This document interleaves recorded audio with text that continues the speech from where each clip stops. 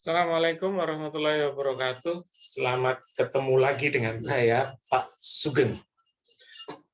Pak Sugeng adalah dosen mata kuliah pengantar pendidikan. Ya, kita belum pernah ketemu ya, karena masa pandemi dan kita juga belum pernah ketemu di Zoom secara real time. Tapi hari ini kita akan ketemu untuk pertama kalinya. Jadi minggu yang lalu saya sudah sempat ketemu dengan kalian walaupun hanya lewat video. Saya memberikan pengantar, just introduction about education. Nah, pada kesempatan ini saya ingin menambah apa yang saya sampaikan minggu lalu dan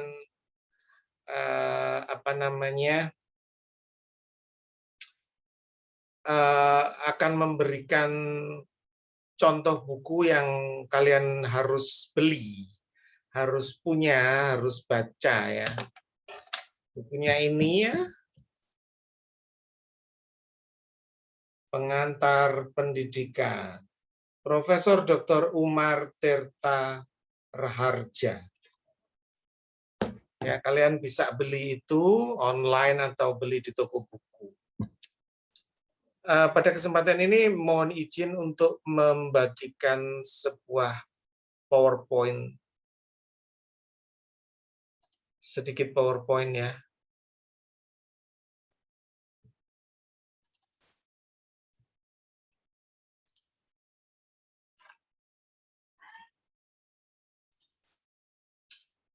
Iya. Nah, di dalam pengantar pendidikan ini saya ingin menjelaskan bahwa pendidikan adalah hidup. Hidup adalah pendidikan. Maksudnya begini, segala pengalaman belajar sepanjang hidup itulah pendidikan. Mulai dari ketika masih digendong sampai sudah masuk liang lahat, itulah pendidikan. Pendidikan adalah segala pengalaman belajar. Jadi pengalaman belajar itu baik disadari atau tidak, dia adalah pendidikan. Nah, pendidikan lebih besar dari sekolah. Ya. Ada pendidikan, ada persekolahan. Jika sekolah itu adalah mawar, maka pendidikan adalah bunga.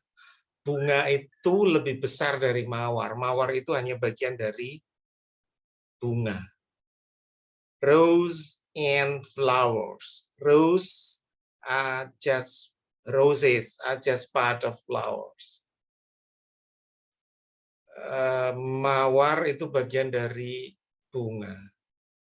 Sekolah itu bagian dari pendidikan, karena pendidikan yang lain diperoleh tidak melewati sebuah proses sekolah, tetapi melalui proses kehidupan, belajar dari pengalaman. Jadi pendidikan adalah hidup, maksudnya adalah pendidikan adalah segala sesuatu yang diperoleh dan dipelajari selama hidup yang kadang-kadang kita tidak sadari.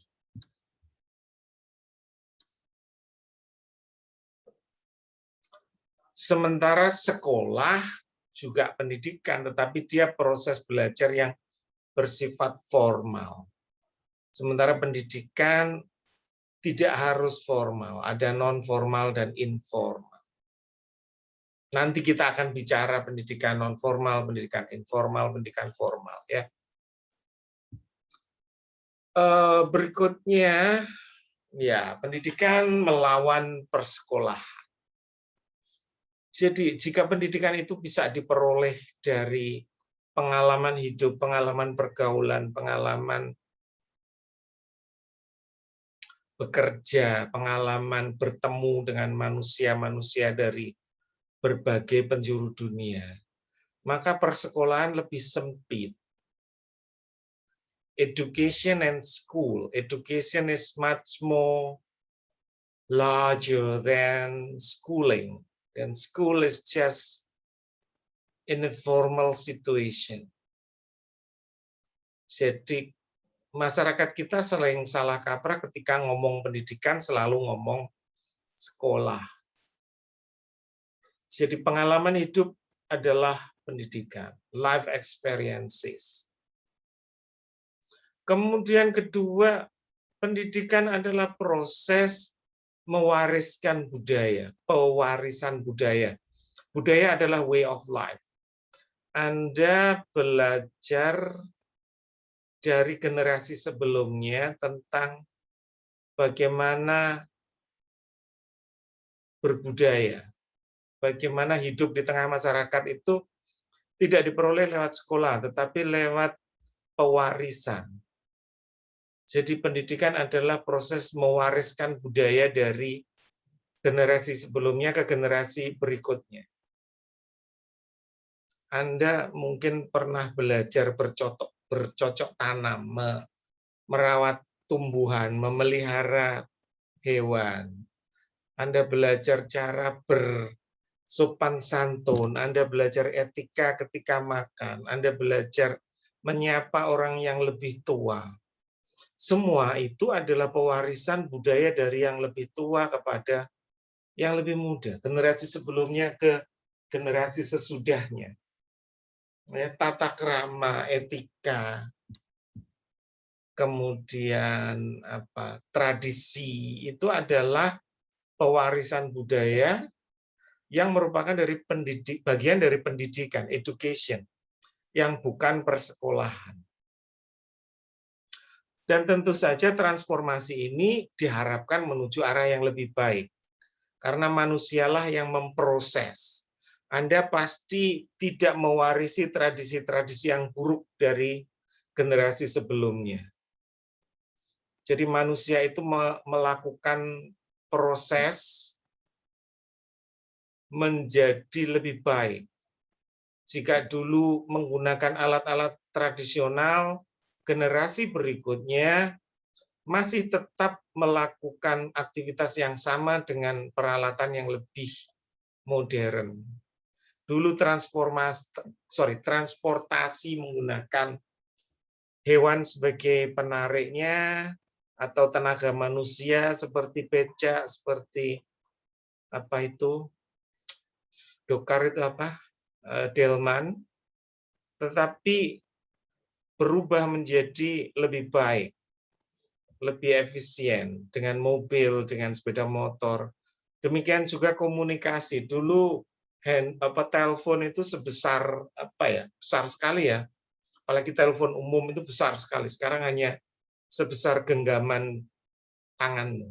Dan ini adalah gedung perpustakaan yang tadinya besar sekali, sekarang gedung perpustakaan ada di telapak tanganmu.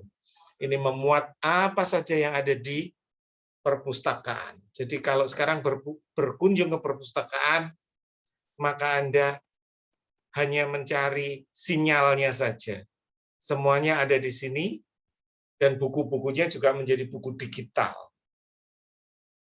Itu yang disebut dengan pendidikan yang berfungsi sebagai transformasi menuju ke arah yang lebih baik. Karena manusia pada prinsipnya berproses. Jadi pendidikan adalah pewarisan budaya, way of life dari generasi sebelumnya ke generasi sesudahnya.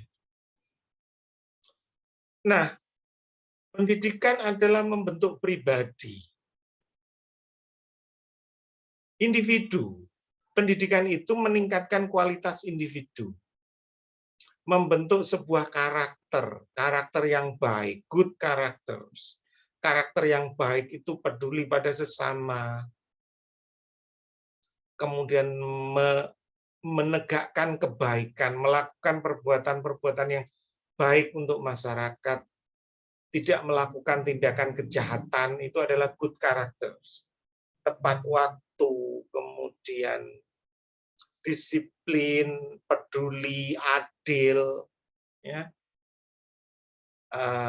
Apalagi ya.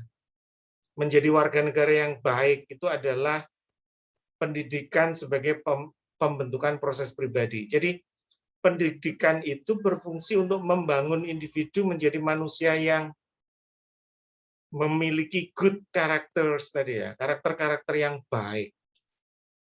Yang saya sebutkan tadi ya, adil, peduli, tidak berbuat kriminal, kemudian tepat waktu, disiplin, ya, taat aturan, itu adalah good characters. Nah, pendidikan sebagai good citizen, ini yang saya sebut taat aturan.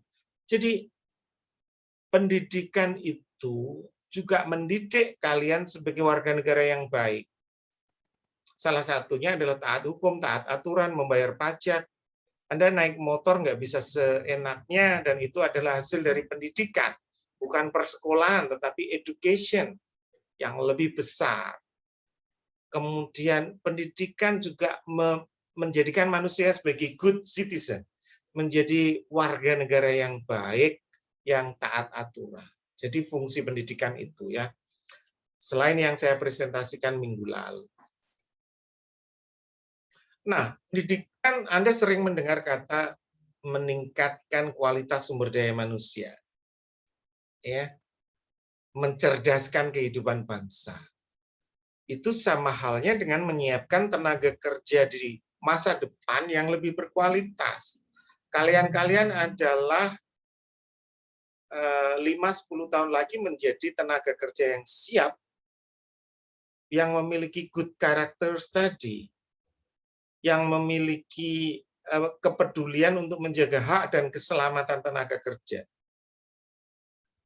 Jadi hak-hak Anda sebagai tenaga kerja dan masalah keselamatan tenaga kerja Anda nanti kalau Anda bekerja, itu adalah produk dari proses pendidikan. Nah, Pak Sugeng sudah presentasi 2 kali ya, hari ini dan minggu yang lalu. Semua ada di video. Maka untuk minggu depan, saya akan menunjuk presenter untuk menjelaskan 2 hal. Pertama, jelaskan konsep pendidikan menurut Mas Menteri Nadiem Makarim. Apa sih Pak Merdeka Belajar itu? Cari di YouTube, cari di Google, ya. Banyak sekali penjelasan Mas Menteri, nanti disingkat. Ya, kira-kira 8 slide saja ya. Kemudian jelaskan tentang pendidikan menurut UNESCO. Anda tahu UNESCO adalah badan pendidikan yang dikelola oleh PBB, United Nation for Education and Culture or something. Saya lihat dulu singkatannya UNESCO ya. What does UNESCO stand for? Saya nggak hafal. UNESCO.